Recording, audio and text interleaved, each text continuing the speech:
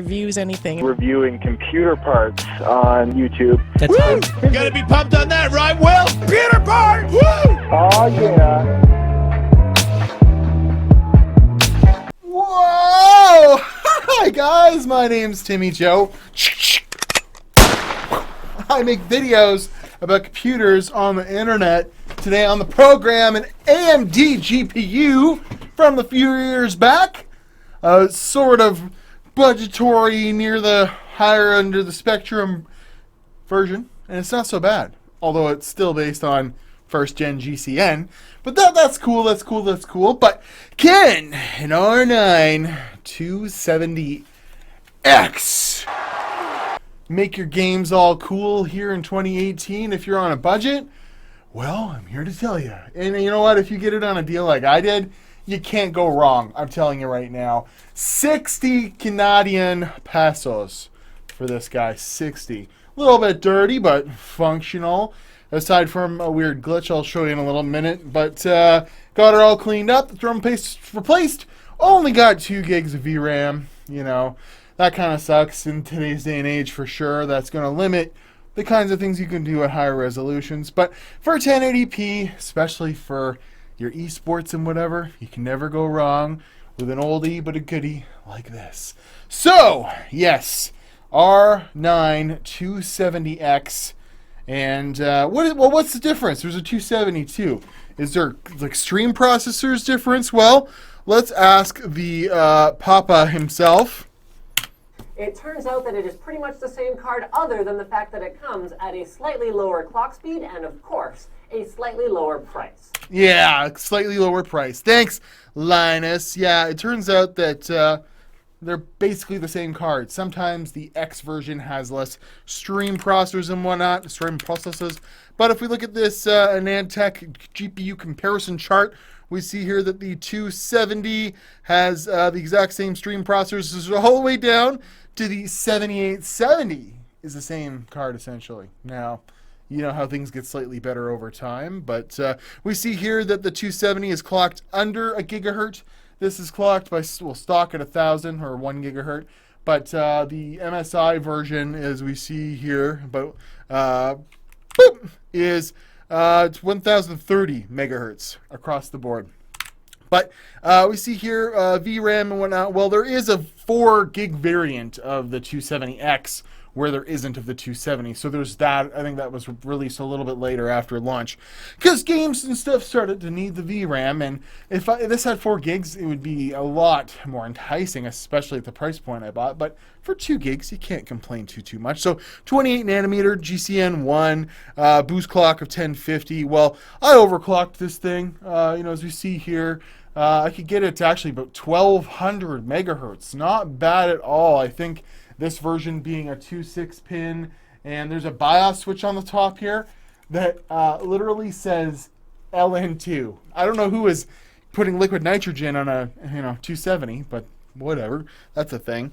So yeah, moving on with a little higher TDP, a little bit higher price, but here's the Firestrike score. I always like to provide those. I don't have this in the system. I was actually testing it in the system I'm using right now for video editing. But we see here it's got a 7077 on a 6-core X5650 with 24 gigs of RAM, running at 4.2 gigahertz.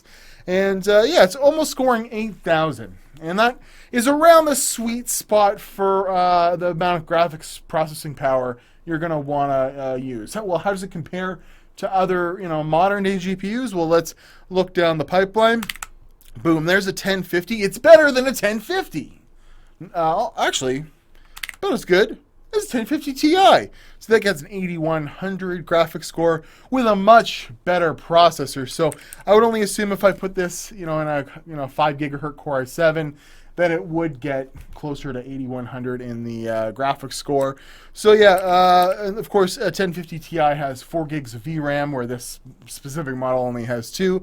What other kinds of GPUs does it compare to? Well, here's a GTX 760, and it blows it out of the water by about 1,000 points in the graphics score of 3D Mark, Firestrike, and yeah. So that's that's the gist of it. it's a fairly powerful card even today. And the deciding factor might be for you, if you want to, game a little bit higher settings and a little bit higher resolutions and whatnot, is the VRAM. And definitely consider what games you're playing, because newer AAA titles like VRAM, a lot of them, basically 4 is like the limit that's set right in the game.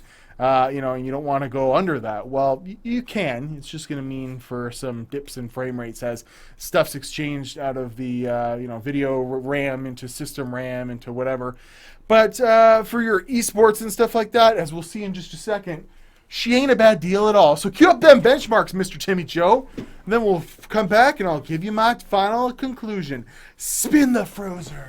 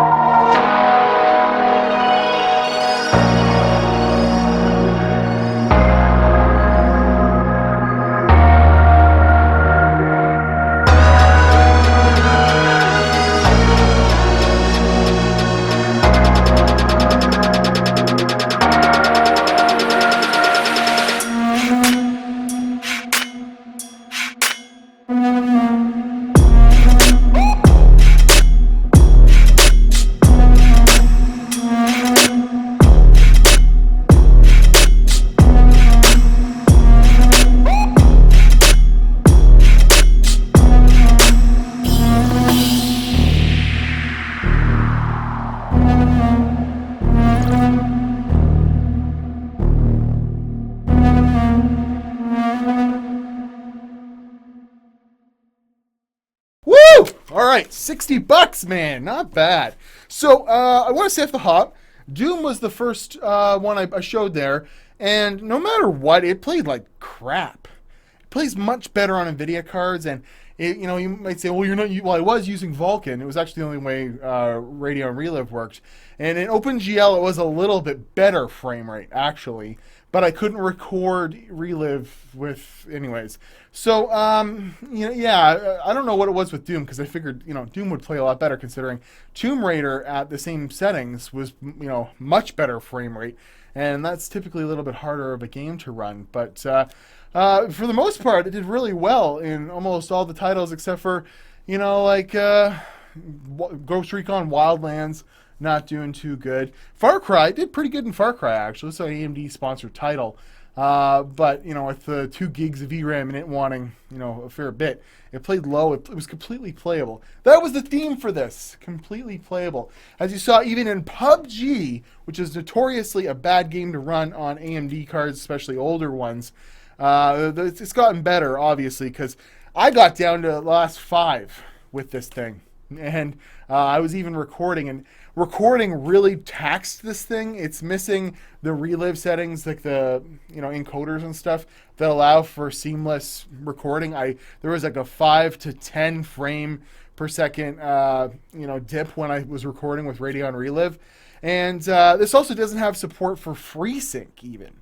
So don't pick one of these up thinking you could just hook it up to a $400 1080p monitor that has FreeSync and away you go.